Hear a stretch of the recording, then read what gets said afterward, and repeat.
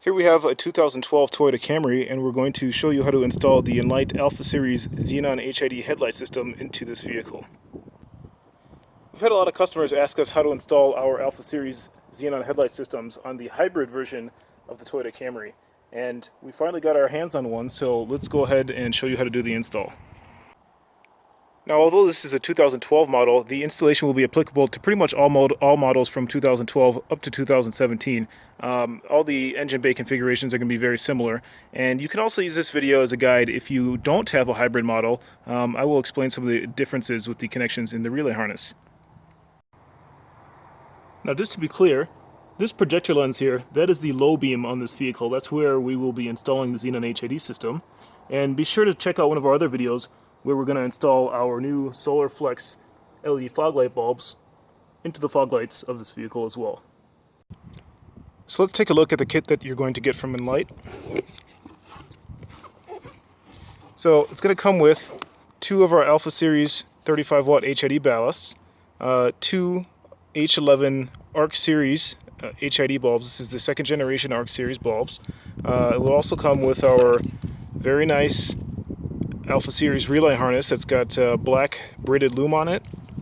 It's got a weatherproof relay pack. It's got a genuine Hella relay module, so an OEM quality relay module. It's got silicone seals on all the connectors, nice thick 14 gauge power wire. Everything else is 16 gauge, so very high quality piece.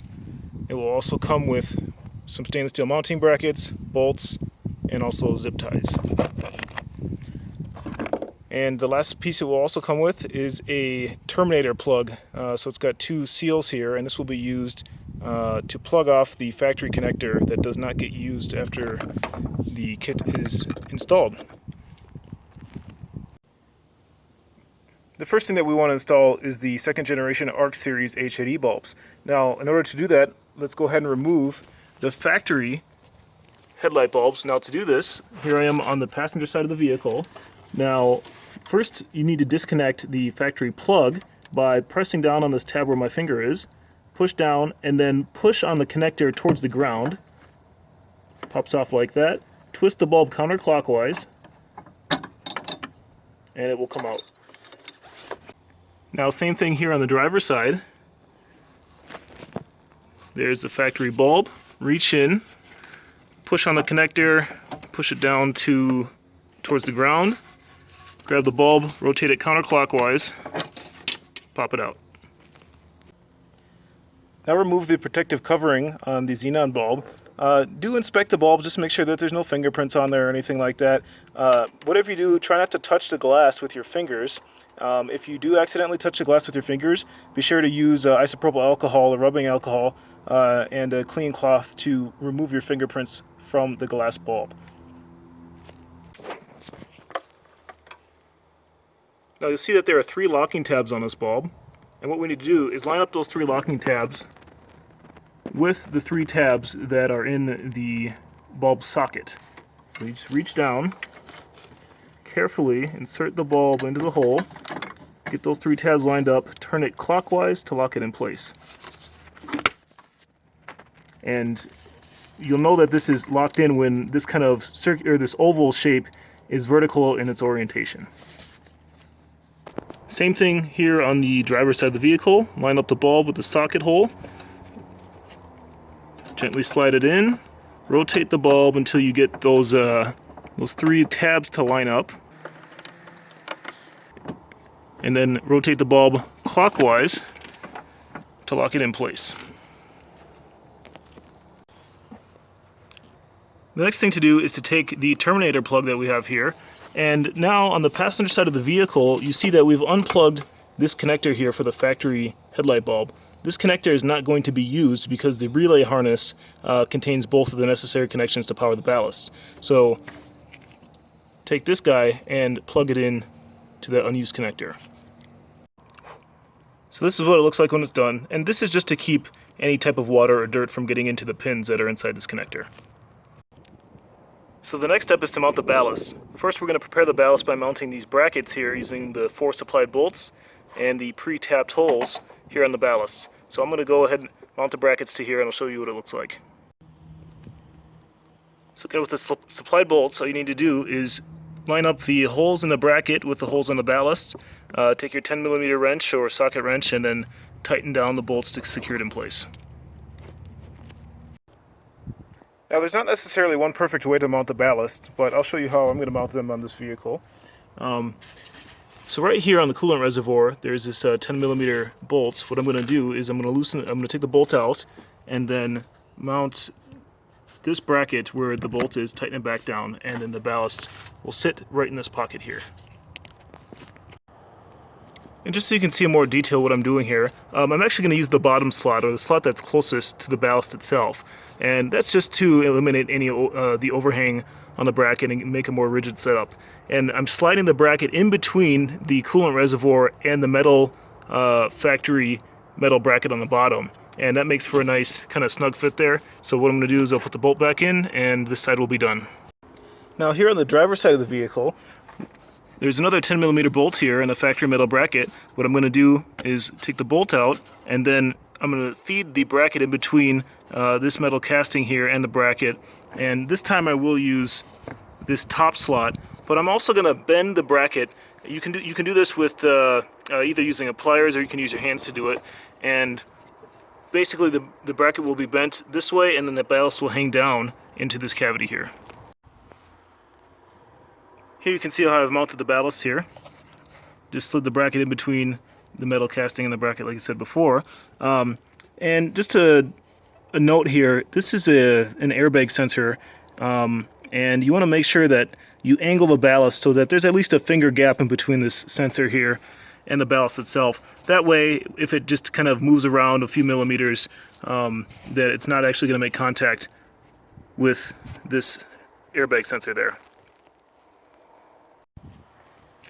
Now what you want to do is make the connections between the HID ballast and the cables coming off the back of the HID bulb. So make these two connections right here. And also do this for the passenger side of the vehicle as well. Now it's time to install the relay harness. This is where a lot of people get confused about the hybrid models and how to install the relay harness, since there's no battery in the engine bay. We'll get to that in a moment, but we also get a lot of questions about why we use a relay harness, where there are other kits out there that you just get ballast and bulbs only. We always use a relay harness because it allows the HID system to operate essentially independent of the vehicle's factory headlight circuit. It just takes a very, very low power signal from the factory headlight plug to turn on a very low power relay.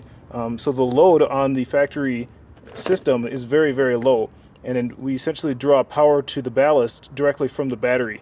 And we do that through very thick, high quality copper wiring. Now if you compare the size, if you compare the size of the wires to the ballast, these are 16 gauge wires, to the factory ones. Let's see if I can pull out the plug here. If you look at these factory wires here, those are tiny. Those are probably those are probably 20 gauge wires. So they're pretty small. And these ballasts, they consume about 65 watts of power during startup, even though they're 35 watt steady state. They have a quick start function, so they consume about 65 watts of power during startup. And you got to remember that HID ballasts, especially these ones, they have a lot of complicated electronics in there. There's digital microcontrollers, capacitors, inductors, all kinds of things. And you do not want to starve the ballast from power.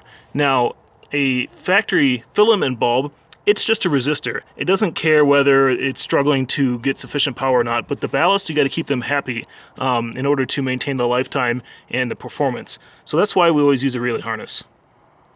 Let's quickly walk through the connections on the relay harness, starting with this guy here. This is the main power cable that will power both the HID ballasts. So this would normally be a battery positive connection, but as we mentioned before, there's no battery in the engine bay here, so we'll deal with that a little bit later. And that is closely followed by this guy here, which would normally be a battery negative connection, but this just needs to be a good solid chassis ground. That's what that's for. Next, there are two connections on the harness that look like this, that have this plug. This is the power cable for the ballast. So there is going to be a shorter cable So the distance between the relay pack and this connector is the shortest. This one will go on the driver's side of the vehicle. Also on the shorter side, this is the input to the relay pack itself. So we'll plug this into the factory headlight connector on the driver's side of the vehicle, and all that does is when you turn the headlights on, or the headlights turn on automatically, just sends a very low power signal to turn the relay on, and the relay says, hey, okay, now we're going to take power directly from the battery and send it to the ballast. So that's how that works. Now the last connections here are on the long end of the harness, so there's a very long cable that will stretch across the front of the vehicle. Again, same connector. This is the ballast connector for the passenger side of the vehicle, and a second ground. So here on the driver's side of the vehicle, let's walk through the first two connections that we're going to make. What you need to do is take off this cover here. There's just a tab here that you push in, lift up, one on the back as well. And this will expose the fuse panel here on the driver's side of the vehicle. Now, if you look in here, there is a terminal that we're going to use to make the connection for the positive terminal of the relay harness. This will be our main power source from the battery. And also, this is going to be a little challenging to see. Hopefully you can see that, but right down there where my finger is, that's a good solid ground. So we're going to take the main ground cable for the relay harness, loosen that 10mm bolt. We won't take it all the way out, but we'll just loosen it, slide on the ground terminal for the relay harness, tighten it back down. So those are our first two connections. I'm going to make those and I'll show you what it looks like. Just so you can see this in detail, I've already loosened this nut here. There's just enough space for you to slide our U terminal underneath this kind of plastic ring, and then slide it under the under the nut. Just like that, and then tighten the bolt back down. Now to access the bolt that's down here, it's got a nice long extension. I use that extension and just loosen the bolt a little bit. Don't take it all the way out. Just enough so that we can slide the U-terminal on there. So here, hopefully you can see that I've got this cable down there. It took a little bit of time just to gently feed the cable down there and get my fingers down there to slide it under the bolt. But it wasn't too bad, and now we got a good solid ground. Now the next step is to mount the relay pack for the relay harness, and the way I'm going to do that is I'm going to bend this bracket 90 degrees using pliers, and then take the bolts, the extra bolt that the kit comes with, and there just so happens to be a convenient threaded hole here, an unused threaded hole, and I'm going to put the bracket in there and then tighten that bolt down. Also, just to show you how I've routed the cables here, I've taken all of the cables from the relay pack except for the one that goes across the front of the vehicle over the passenger side, fed it down to this cavity and over into the region where the headlight bulb is, and also the two cables that we just made the connections for. Here you can see that I've mounted the relay pack. It's not quite 90 degrees, it's more like 45, but it's a nice rigid solid connection. Alternatively, you could probably use this bolt here and then have the relay hanging over in this region. So whatever works best for you. Now what we want to do is finish up the connections on the driver's side of the vehicle. So grab the factory headlight plug, that's that green guy there, and then now grab the inputs to the relay harness, which looks like this here, and connect these two together. The last connection to make here is the connection between the relay harness and the power input to the HID ballast. So there on the left side is the power cable that's coming from the HID ballast, and on the right side where you see the black and red wire, that's the last connection on the driver's side from the relay harness. So plug those two guys together and let's move on to the passenger side. Here on the passenger side, you can see that I've taken this long cable from the relay harness. I've plugged it into the ballast power connector. We'll take care of this secondary ground in a second here.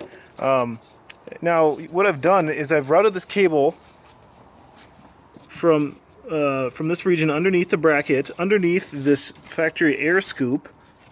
You can see the cable here. So I've routed the cable underneath the air scoop, And then what I've done is I've tucked it underneath this factory plastic trim. So what you can do is you can kind of gently lift up on this plastic trim and then tuck the cable underneath this plastic trim so it's nice and hidden. And here you can see that the cable comes out right around here. I'll probably just tuck it in a little more.